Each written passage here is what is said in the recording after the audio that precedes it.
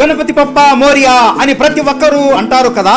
అస్సలు మోరియా అనే పదానికి అర్థం ఏంటో మీలో ఎవరికైనా తెలుసా?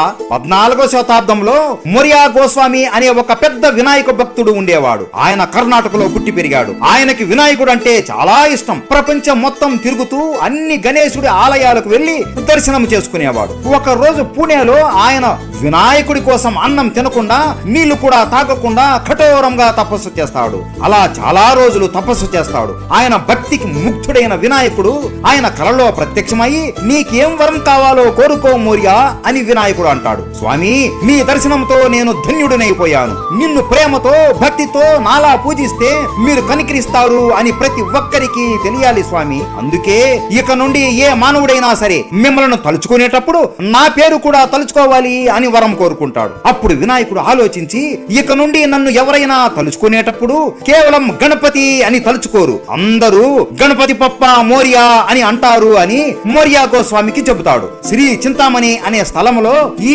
మోరియా గోస్వామికి తన కొడుకు ఒక ఆలయం కూడా కట్టించాడు. అలాగే మోరియా అనే పదానికి మరాఠీలో అర్థం ఏంటి అంటే మీరు మళ్ళీ తిరిగి రండి, వచ్చి మాకు ఆశీర్వాదం ఇవ్వండి అని అర్థం. అలా ఇప్పుడు కూడా మనం వినాయకుడిని తలుచుకునేటప్పుడు మొదటిగా మన నోట్లో నుండి వచ్చే మొదటి మాట గణపతి పప్ప మోరియా.